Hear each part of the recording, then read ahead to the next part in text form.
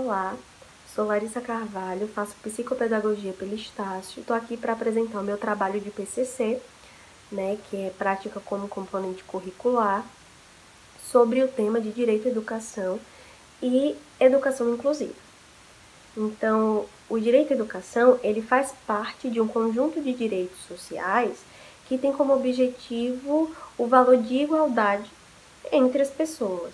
Então, na Constituição Federal de 1988, onde do artigo 205 a 214, pauta-se a educação como direito constitucional.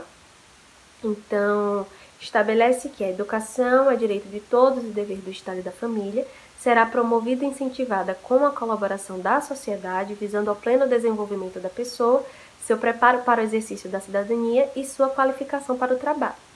Sendo assim, a escola de ensino regular é de direito de qualquer aluno, seja ele um aluno habitual ou um aluno atípico. A primeira parte desse trabalho é pedido que a gente faça visitação em alguma escola e observe, como é feito o atendimento aos alunos, principalmente os alunos com alguma diversidade.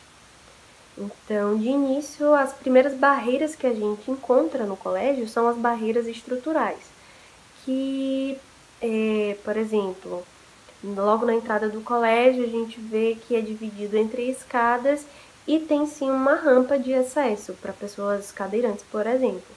Só que a rampa, ela é um pouco mais íngreme, então essa pessoa não conseguiria fazer o acesso à escola sozinha, precisaria do auxílio de outra pessoa. Outro exemplo de limitação estrutural são os banheiros. Os banheiros, eles são parcialmente adaptados. Então, tem um corrimão para o aluno conseguir mudar, da cadeira para o assento sanitário, por exemplo, mas o espaço ele é muito pequeno. Então, o aluno não conseguiria entrar com a cadeira de rodas, fechar a porta e fazer esse processo sem o auxílio de outra pessoa. A gente não encontra sinalização, no chão para alunos com alguma deficiência visual, as falhas no próprio material didático que é disponibilizado, ali para os professores. Então, os professores, eles não têm um conteúdo de apoio para pessoas que precisam de leitura em braille, por exemplo. A gente não tem acompanhamento em áudio. A gente não vê professores capacitados em Libras, por exemplo. Então, são essas as limitações, estruturais que a gente observa primeiro. Nesse colégio, eu não consegui achar nenhum aluno com deficiência física, nenhum aluno usando cadeira de rodas, ou algum aluno com deficiência visual ou auditiva. A única aluna atípica que eu encontrei no colégio foi uma aluna de 6 anos que é autista não falante. Então, conversando com as professoras, eu perguntei quais foram as principais adversidades encontradas quando essa aluna chegou no colégio. E uma das principais e mais fáceis de contornar, na verdade, foi a aversão dessa criança por algumas texturas. Então, algumas atividades, elas tinham que ser adaptadas. Atividades que eram feitas com giz de cera, por exemplo, eram trocadas,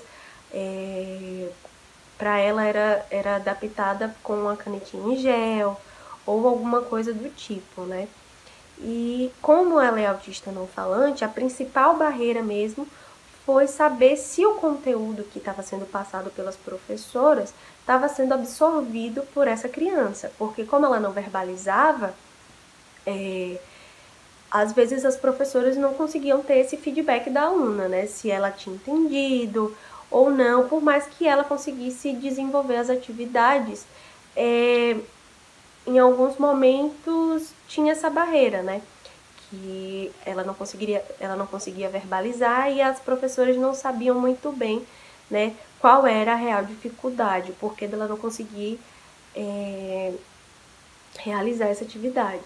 Então, uma solução que as professoras encontraram foi fazer uma pastinha do aluno com o progresso desse aluno dentro da sala de aula. Então, se ela conseguiu desenvolver uma atividade, como foi que ela conseguiu desenvolver essa atividade, se ela não conseguiu, quais foram as dificuldades que ela conseguiu encontrar, e tudo isso de uma forma bem próxima do aluno. Então, o professor ele tem que desenvolver, elas tiveram que desenvolver esse vínculo com a aluna, né, para que ela conseguisse mostrar quais eram as dificuldades, já que ela não verbalizava, né, simplesmente. A segunda parte pede para que a gente desenvolva ações, né, para implementar o projeto educativo voltado para a educação inclusiva. Então, a primeira ação que eu tenho aqui é capacitar os profissionais, né? Justamente que vão ter o contato com essas crianças. Porque para adaptar o espaço do colégio é necessário saber quais são os reais desafios desses alunos. Então, não tem como você melhorar o projeto pedagógico ou fazer a adaptação mesmo nos materiais sem saber quais são as reais necessidades desses alunos. A segunda adaptação dos materiais, né, alguns alunos precisam de um estímulo visual maior, por exemplo, tem algumas limitações físicas, então o material didático ele tem que estar adaptado à diversidade. E por isso que o primeiro ele está entrelaçado com o segundo. Para o professor descobrir quais são as limitações que esses alunos têm, eles têm primeiro que conhecer o aluno, né? E tem que estar capacitados para tais adversidades. Não tem como você tentar entender um aluno que é autista não falante se você não estuda sobre autistas não falantes. Então, o professor ele tem que estar adaptado ao aluno, né? O aluno ele vai tentar se adaptar à escola também, mas o professor ele tem esse papel de estar adaptando à escola o material, o conteúdo didático para esse aluno, para consequentemente essas barreiras serem derrubadas. A terceira parte do PCC pede para que seja elaborado um projeto educativo inclusivo. Então, o nome do meu projeto é Brincando que se Aprende, né, usando Rubem Alves como referência, porque brincar é muito mais do que um momento divertido, de descontração, de lazer, é justamente quando a criança se desenvolve, explora, arrisca e aprende. Então, o período de desenvolvimento do projeto, ele pode ser semestral, envolvendo todas as séries do Fundamental 1, né? Ou seja, os alunos do 1º ao 5º ano ali.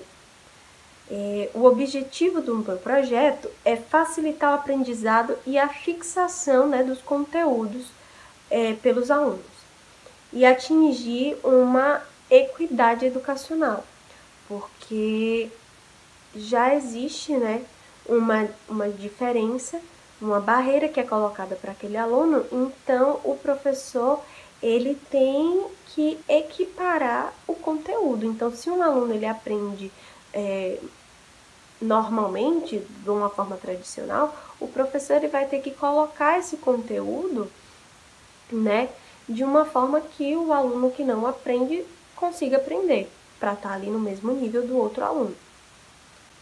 Os objetivos específicos, né, são desenvolver a capacidade de aprender mesmo e a fixação, né, dos conteúdos. Então, esse projeto, ele vem em duas partes, que é a passagem dos conteúdos de uma forma mais lúdica pelos professores para os alunos, usando os métodos como música, para ajudar, por exemplo, em questões de fixação da matéria, para as aulas de literatura desenvolver peças teatrais, para atividades serem mescladas com brincadeiras populares. Então, por exemplo, misturar o conteúdo enquanto brinca de amarelinha, né? Coisas do tipo. uso de caixas sensoriais, jogos de adivinhação e memorização para fixação, né, da matéria, e pintura intuitiva, né, sempre estar ligando os conteúdos à arte. A segunda parte do projeto ele vai envolver todos os alunos no mesmo espaço, né, para compartilhar as experiências e os conteúdos independentemente da idade.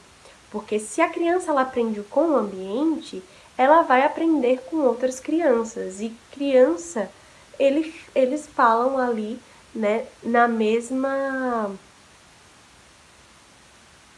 Eles estão ali no mesmo nível. Então, independente da diferença de idade ou de série, é necessário que essas crianças elas tenham contato umas com as outras, e não só as crianças da mesma série, porque a criança aprende com o ambiente, então ela tem muito a aprender com o coleguinha que está na frente, por exemplo.